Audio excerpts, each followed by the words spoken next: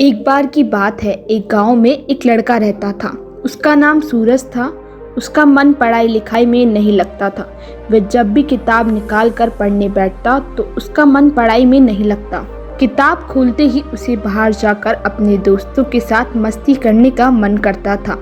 उसकी माँ ने उसे खेलने के लिए कभी नहीं रोका, सिर्फ इतना समझाती रहती थी कि खेलने के साथ साथ पढ़ना भी ज़रूरी होता है।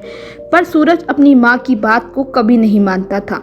उसका बिगड़ा हुआ मन हमेशा खेलने में ही लगा रहता था। जब उसके सभी दोस्त स्कूल से आकर पुस्तक लेकर बैठ जाते, शाम के वक्त खेलने निकल जाते, वहीं सूरज अपने स्कूल से आकर टीवी देखने लगता और शाम के वक्त खेलने लग जाता। पढ़ाई में मन ना लगने की वजह से क्लास की परीक्षा में भी बड़ी मुश्किल से पास हो पाता था। इतने कम नंबर देखकर उसकी माँ ने उसे खूब डांटा और पढ़ाई के लिए जोर देने को कहा। माँ के डर से सूरज पढ़ने तो बैठ जाता, पर उसका चंचल मन पढ़ाई में नहीं रहता।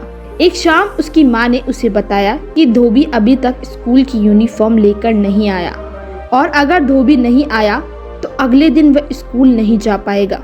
उसकी माँ ने उसे बताया कि शायद धोबी बीमार पड़ गया होगा। माँ ने सूरज को उसकी स्कूल यूनिफॉर्म लाने के लिए धोबी के घर जाने को कहा। धोबी का घर पास की बस्ती में था, इसलिए सूरज पैदल ही चल पड़ा। उस बस्ती में काफी गरीब लोग रहते थे।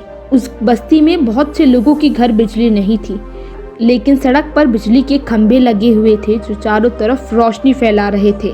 जब सूरज धोबी के घर पहुंचा तो उसने देखा कि उसकी माँ सही कह रही थी। धोबी बीमार पड़ा था, इसलिए स्कूल की यूनिफॉर्म लेकर नहीं आ पाया। सूरज ने धोबी से अपनी यूनिफॉर्म ली और घर की तरफ चल पड़ा। सूरज रास्ते पे चल रहा था तभी उसकी नज़र एक खंबे के नीचे बैठे एक लड़के पर पड़ी जो किताब खोलकर पढ़ रहा था। उसकी लगन देख के सूरज उसके पास गया और उससे कहा, आखिर तुम इतनी रात को सड़क पर बैठकर क्यों पढ़ रहे हो? उस लड़के ने कहा, दिन भर तो मैं अपने पिताजी के साथ घर घर जाकर सब्जी बेचता हूँ और फिर दोपहर में स्कूल जाना पड़ता है। शाम को घर आकर अपनी माँ के साथ काम में हाथ बटाता हूँ, इसलिए रात का खाना खाकर मैं यहाँ आकर बैठ जाता हूँ। उसकी बात सुनकर सूरज को बहुत बुरा लगा और मन ही मन रो पड़ा। उसने अपने आप से कहा, कहाँ मैं दिन भर टीवी देखता हूँ, खेलता रहता हूँ, और कहाँ ये लड़का अपने पिता के साथ काम में हाथ बटाने के बाद सड़क पर बैठकर पढ़ाई कर रहा है। उस लड़के की लगन को देखकर सूरज का सिर झुक गया। उसके कदम तो घर की तरफ चल रहे थे, लेकिन उसका मन वहीं बैठा हुआ था।